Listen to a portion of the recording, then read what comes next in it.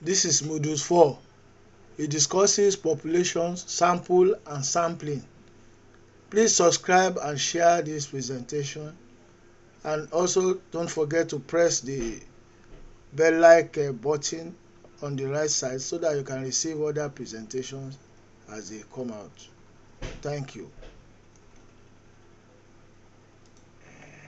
Now let's discuss population, sample and sampling. Concept of population, or universe if you like. A population is all conceivable elements, subjects, or observations relating to a particular phenomenon of the interest of the researcher.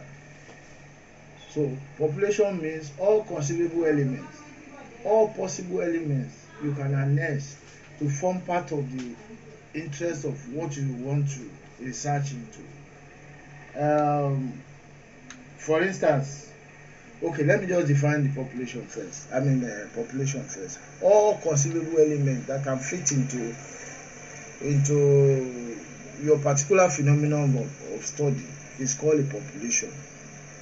All conceivable elements, subjects or observations that is possible is called a population. Now, taking on from that definition, a population can be finite, countable or uncountable. For instance, a finite population, let's say population of essay surveyors and valuers, is finite. You can count them. You can go to the register of surveyors and valuers, you can know how many they are. That's finite. Then countable, yes, they can be counted, but mind you, a population can also be uncountable.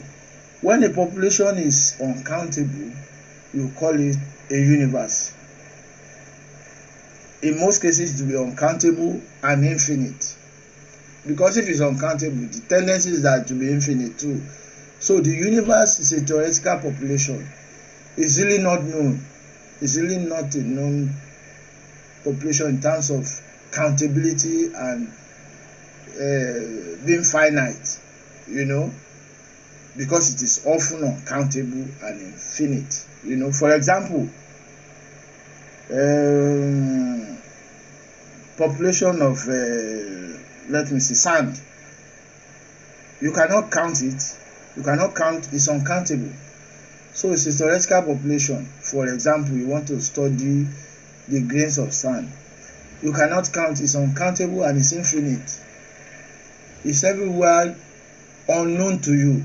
They are there, so you cannot count. So that fits perfectly into a population that is uncountable. Now the sky too is infinite.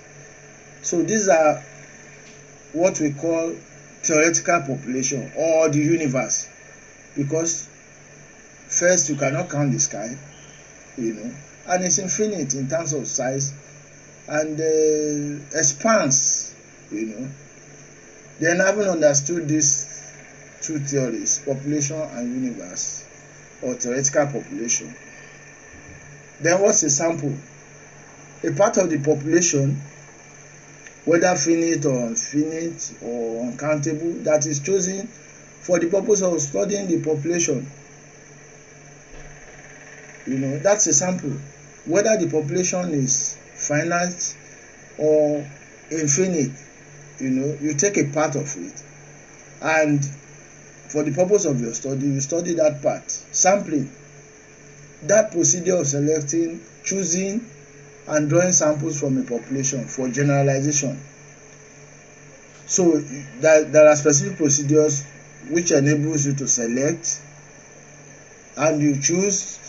Then you can draw your sample from a population. And why are you doing that? You are doing that to be able to generalize, to say that whatever I find out from this sample is what will be applicable to the population. That is generalization. And the procedure for selecting is called sampling. Sampling techniques, there are many methods of drawing the samples.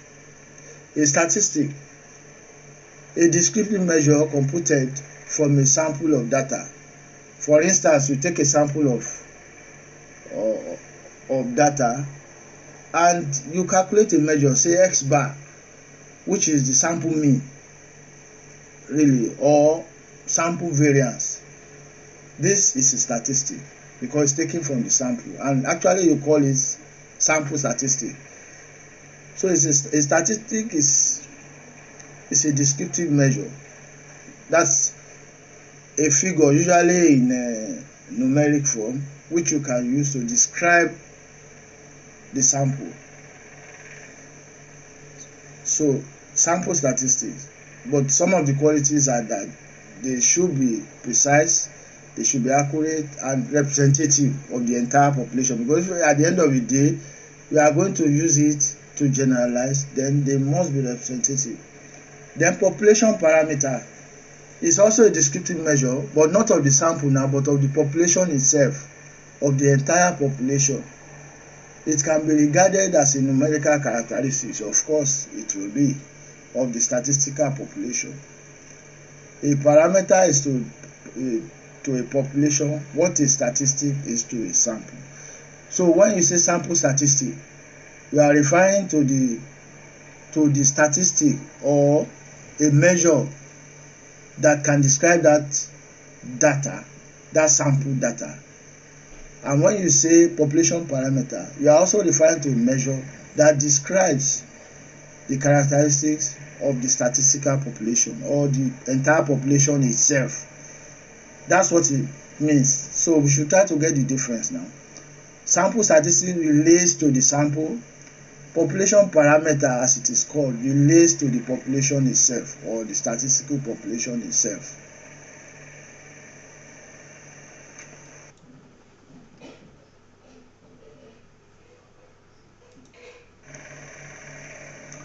What are the reasons for sampling? You sample because you want to estimate the population parameter, because usually your sample must be representative of the population. So you are saying that whatever you get from your sample will represent the population, because it is usually impossible to have a survey of the entire population. Sometimes it might be too expensive, sometimes the time will not permit, and a lot of other factors account for this. Second, to give a clue of what happens to the entire population is related to the first one, because if it's representative of the entire population, then it can lead you to certain inferences about what the entire population, or of what the characteristic of the entire population will be or could be.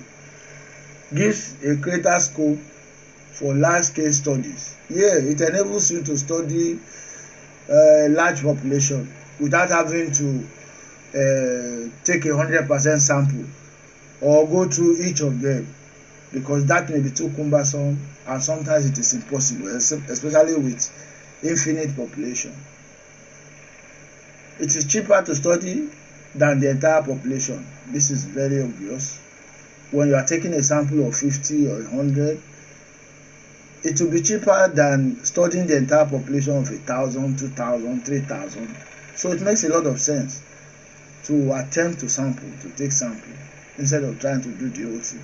Although taking the total population on a census survey will be the ultimate, but because it is impossible, it is practically impossible, then we resort to sampling. It affords better supervision, more thorough study than studying the entire population. I think that is understood. Affects greater accuracy when working on a sample than, well, that is arguable. That's arguable, because when we work with the entire population with some accuracy, you are likely to be closest to the right figures or to the right statistic. But then, if that is not possible, the other option is to take the sample option. Now, representative sampling.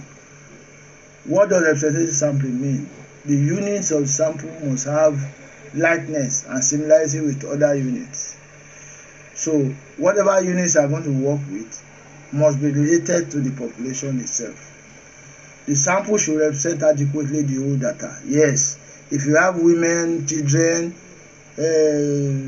men, you must take samples of each of them because it must be representative.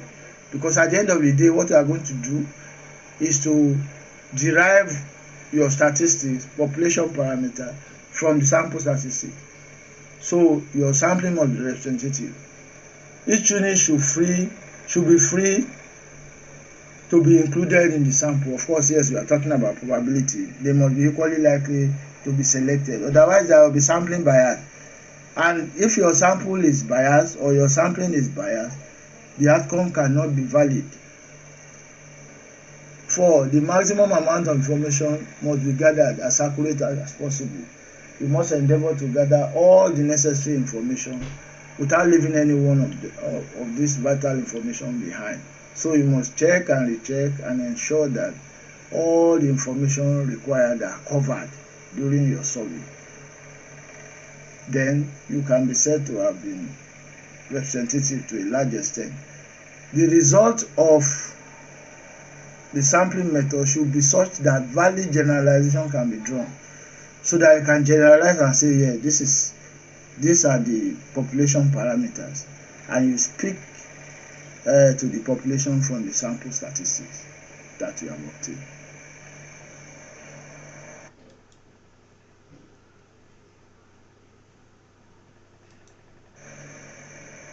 Now you must have a design in place for the sampling. What am I saying? I'm saying that you must have a framework or a roadmap that serves as the basis for the selection of a survey sample. How do you want to do your sampling? That's it. You must design it in advance.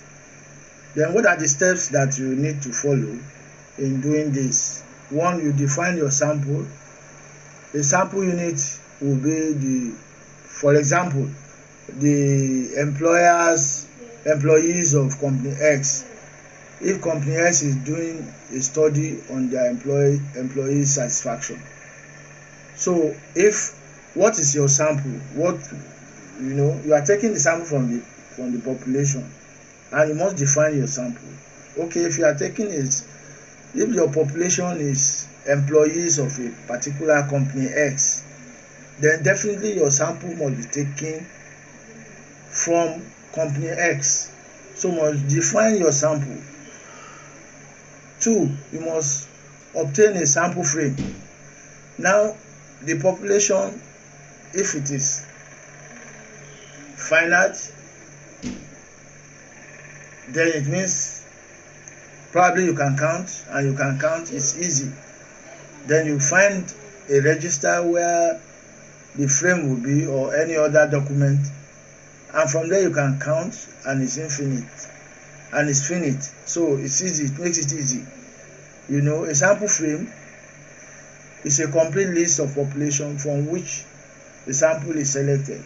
So your sample is selected from that list, and that list is called a sample frame.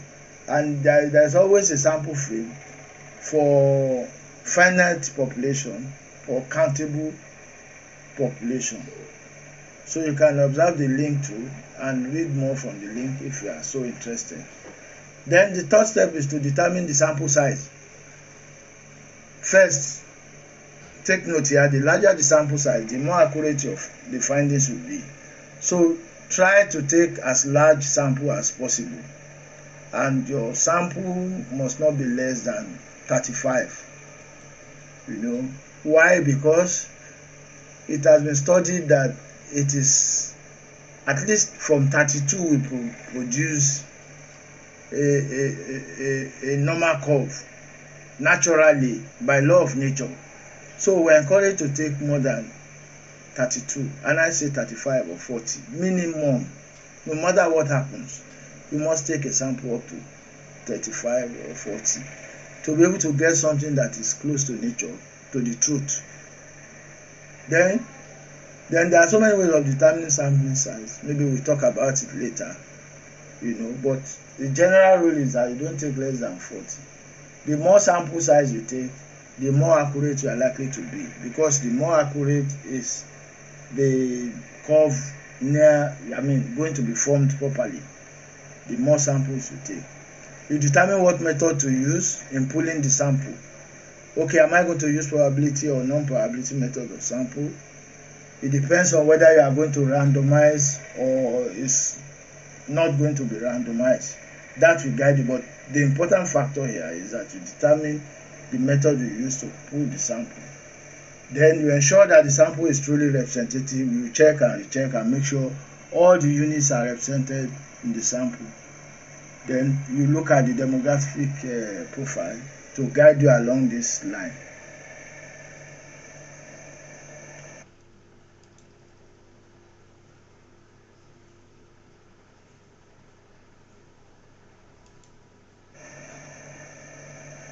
Yes, sample methods or sampling methods can be divided into probability and non-probability sample or sampling. What distinguishes them is the randomization thing. If you are randomizing, then the samples are equal, the number of samples you have are equally likely to be selected without bias, then that's probability. You have introduced probability into it because there is an equally likely chance that any of the subjects can be selected. So it's fair to all the subjects. Non-probability does not give credence to that. So sampling method, let me just divide them according to probability or randomness. You have simple random sampling under the probability sampling. You have systematic, stratified, cluster sampling, area sampling, multi-stage, and a few others that are not included here. Then under non-probability, which is non-random, maybe you choose by judgment sampling, by convenience, as it is convenient to you, you just choose your sample. Maybe you don't have time, or the nature of the research does not require randomness. Then quota sampling, then panel sampling, snowball sampling, and maybe a few others that are not included here. But you have ample chance to make references or consult some links. I don't know whether I have some links post to be able to know the actual numbers if you are so curious. But for our level, this is just in order. What is important here, that sampling can be classified according to probability, according to their randomness or the randomness that they require, while others don't require any randomization.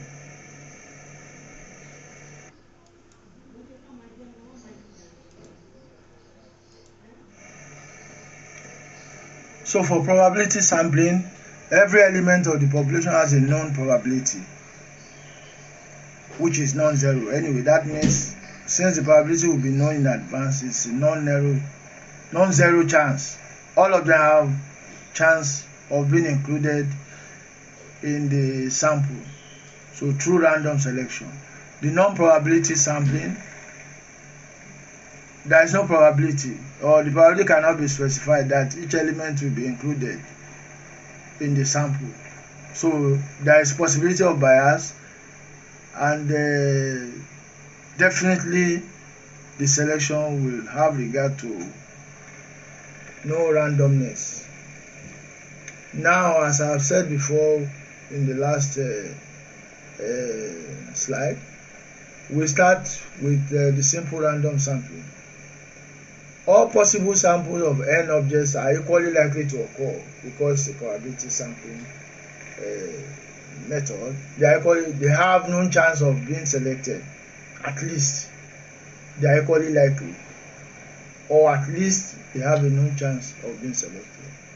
Methods used in simple random sampling: lottery method, table of random numbers, and a host of other methods, but I'm just mentioning these two because these two are the major ones. 2. Systematic random sampling. We create a list. In the case of systematic random sampling, we create a list of every member of the population. We select the first sample elements from the k elements on the population list. Thereafter, we select every kth element on the list. What it means is that if you are going to use systematic, first arrange the number of every member of the population, provide a list of them.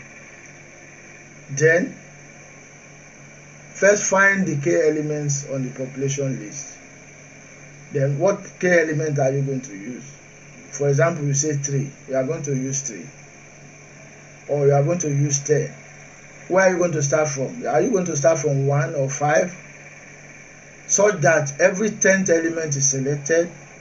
You know, for instance, if you have 10 people or 20 people and you want to select a sample of 5, it means your k element will be 4. That's 20 divided by 5.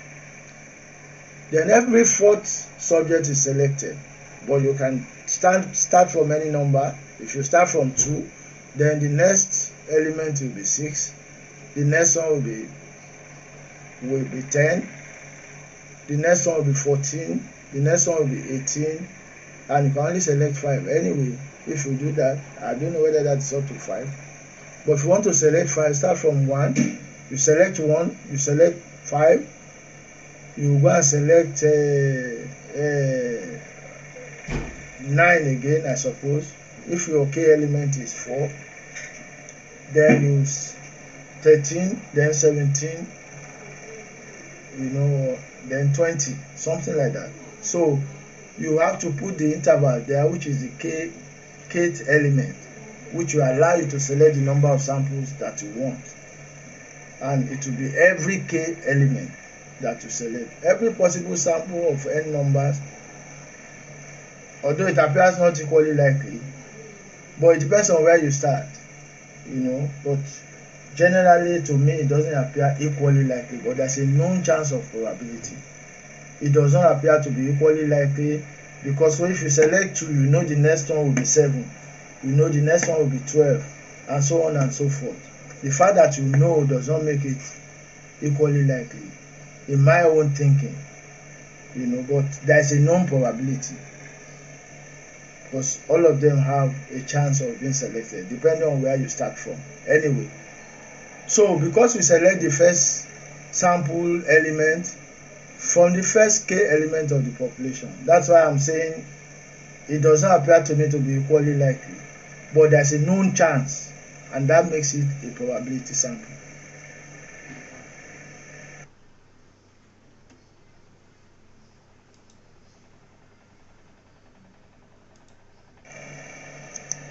Now let's go to stratified random sampling.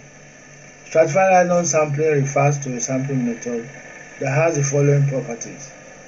1. The population consists of n elements. The population is divided into age groups called strata. Each element of the population can be assigned to one and only one stratum. The number of observations within each element, n, is known, and n is equal to n1 plus n2 plus n3. Then the researcher obtains a probability sample from each stratum, often proportional to the stratum share.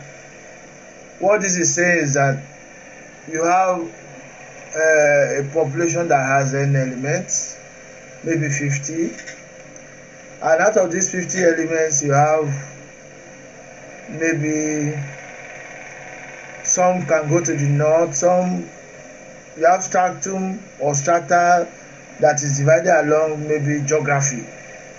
So you have north, east and west and all that. So you divide to these groups, this north, east and west and south or whatever, and you take a probability sample from each of the group, from each of the stratum. From each of the group you take a probability sample to select your number of samples. What I'm trying to say is that the researcher must ensure that the sample of number of subjects must be proportional to the stratum share of the total population. If you have 4 groups and you want to take 20, 20, 24, 60, sample from each.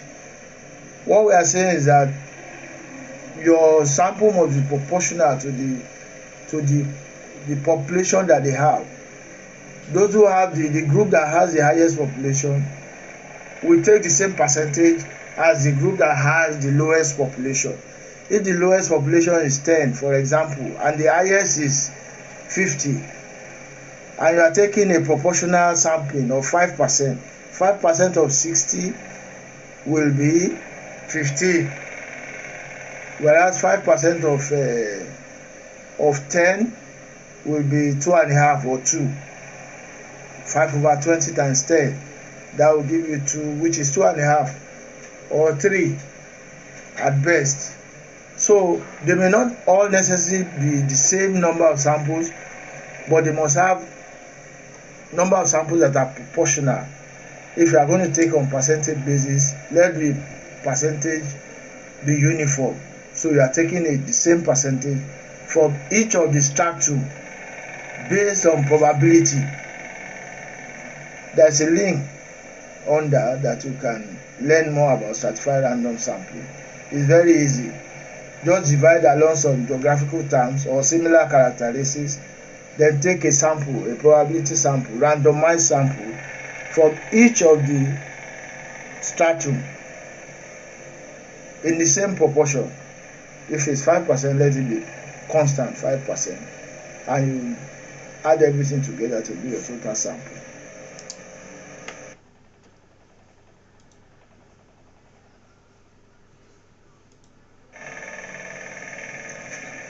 Cluster sampling. The cluster sampling is similar to the stratified sampling, but the difference is that you will divide the group into clusters, maybe n group, and you select n clusters from it. Rather than select from each of the clusters or each of the strata, now you have clusters, and you now select randomly from all the clusters. Now you select from the selected clusters. So the researcher randomly selects n clusters to include the sample. So if, for example, if you look at the sketch on the right side, you see that you have divided the entire population into 4 clusters, and now you randomly sample the 4 clusters. Maybe you are now selecting 2 due to your random sampling out of the 4. Then you take the samples from the 2 that you have selected. Each element of the population can be assigned to 1 and only 1 cluster at a time. So when do you use this? You use this when populations are distributed in clusters or pockets of settlement. That's when you use cluster sampling. Subpopulation represents each cluster. Subpopulation represented by each cluster is known. Then probably geographical distribution or distributed population can be treated this way. So you divide the clusters first, and then you take a random sample of the cluster, and from the cluster selected you take your random sample again. That is cluster sampling.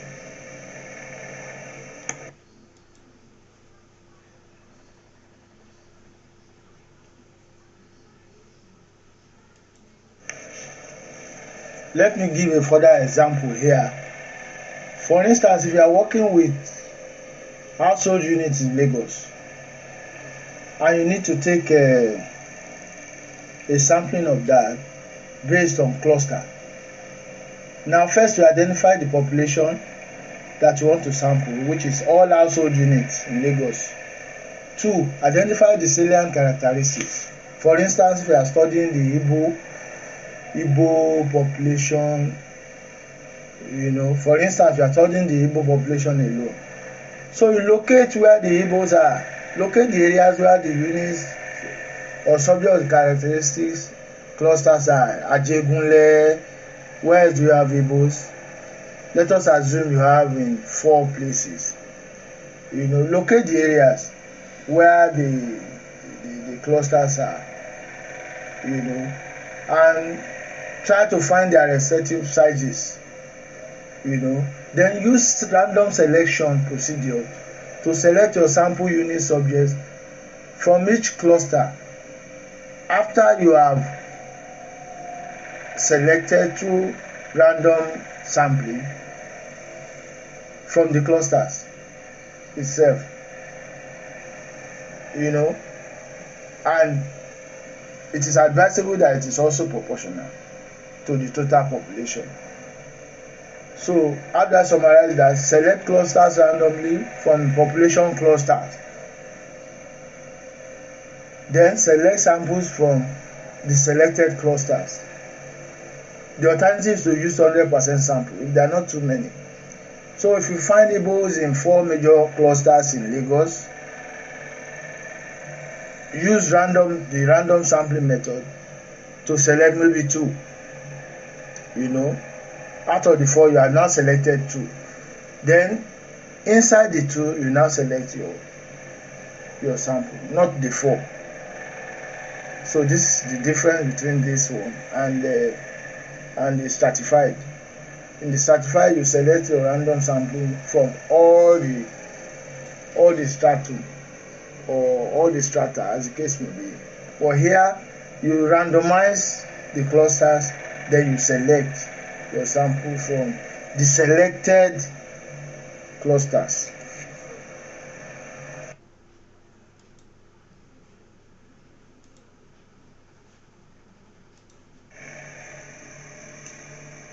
Multi-stage sampling. Multi-stage sampling is a selection by using a combination of different sampling methods, really.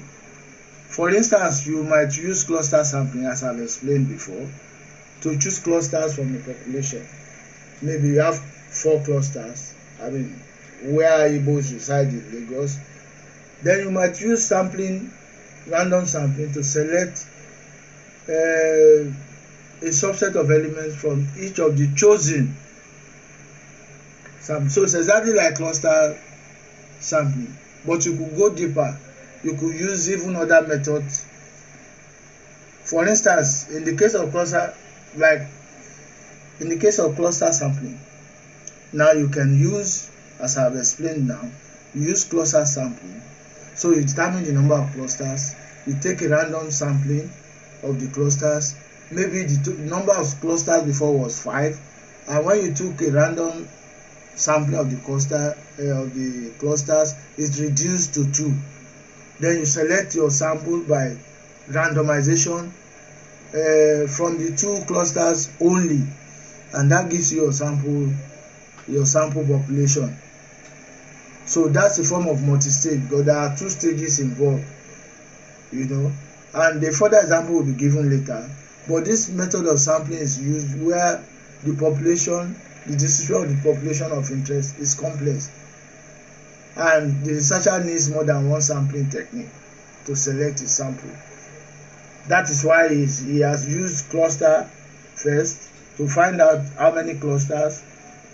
Then he now randomizes the clusters to reduce the number of clusters, which is still a probability method.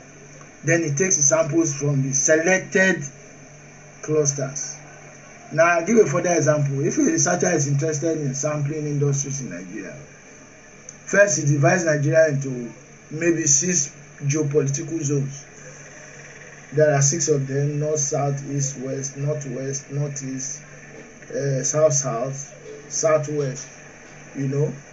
So when he does that, he randomly selects a specified number of industries from each zone. So from each zone, he selects through randomization number of industry: food industry, pharmaceutical, manufacturing, and so on. Then he randomly now selects a specified number of industries from each of the selected industries in 2 above. So the stage 4 is to randomly select respondents from each of the selected industrial firms in 3 above. Because when by the time it's randomly selecting a specified number, so it's going to reduce the number of industries selected because it's going to randomize from each zone. So it will have food, pharmaceutical, manufacturing, quite a number of them. By the time it's coming out with a selection, it will still have food, because it has to do it in a way that both food, pharmaceutical, and all the industries are represented. Then it now selects a specific number of industrial farms from each of those selected industries in 2 above, which are selected. Then randomly select respondents from each of the selected firms in 3 above. So if it's followed that's a variant of a multi-stage sampling. This is just another way of looking at it, but it's the same method. The first example I gave was just like cluster, but it's not one stage. From the cluster stage, it went on to another stage in which it has to sample from the selected clusters. But in this case, this is much wider and can be understood better, because that is, the description is wider than the first one, and one can easily understand this.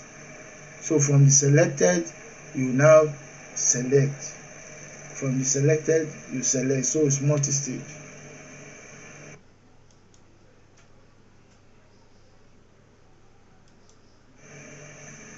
Snowball sampling is also known as referral sampling. So you identify, in snowball sampling, you identify people who meet your criteria for inclusion.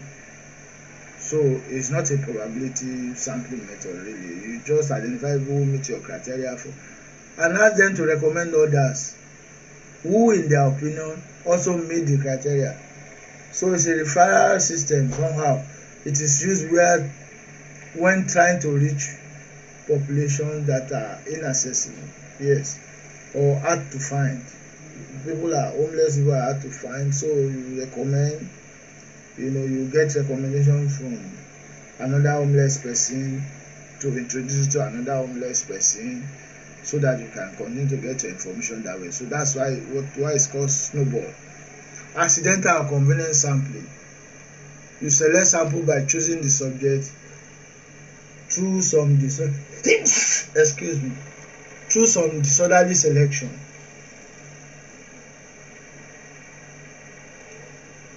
So you just recommend, as it is convenient for the researcher. So this has no recommendation thing, so don't mix it up with snowball. This is just by choosing the subjects through some disorderly selection, but it's convenient to you. For instance, coming in contact with subjects accidentally. It is cheap and easy to use, but it lacks precision for the use of statistical tool, because actually it's accidental. A TV journalist just seeing people and talking to them on the street. It's accidental. It's according to his convenience. He looks at you, okay, let me ask this one. Oh no, this one looks like a madman, I won't ask you. So there is bias all over the place. So it's not probabilistic. It's not a probabilistic method. Voluntary sampling. People who self-select, they actually select this, they volunteer into the survey because of the interest they have in that research work. They are interested in it. They want to participate. That's what voluntary sampling is. In fact, that cannot be probabilistic as well, because there is no chance effect there.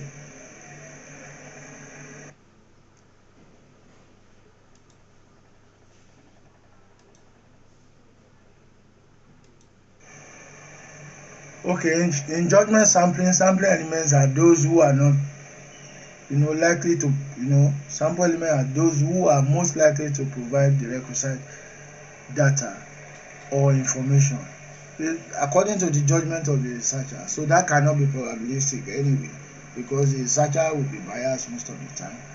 So he looks at what he has to do and decides on where he can get the data and from who he can get the data from.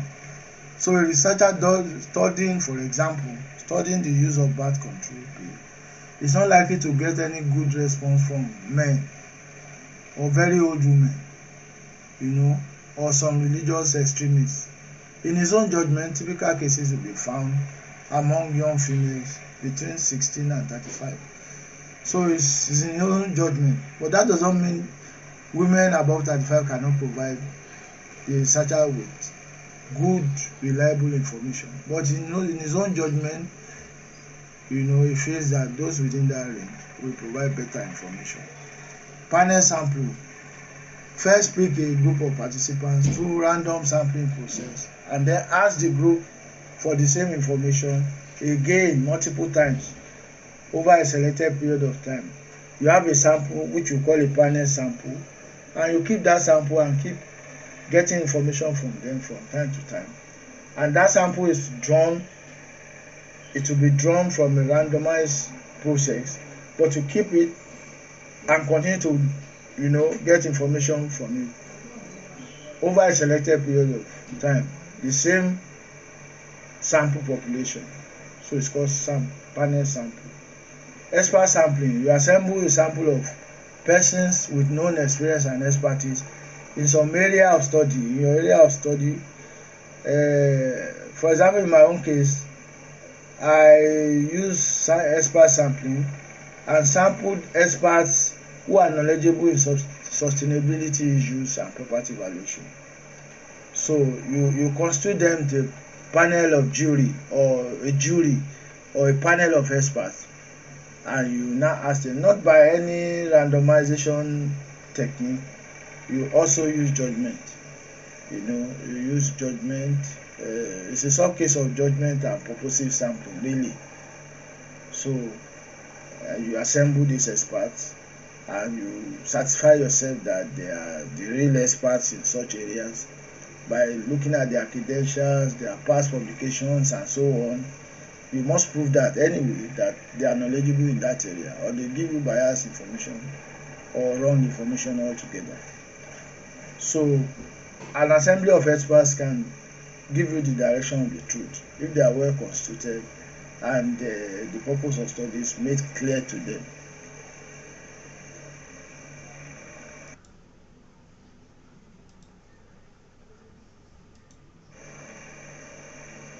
Purposive sampling means sampling with a purpose or objective in mind. The objective must be related to your study objective, and you want to achieve this objective by collecting data from a sample population.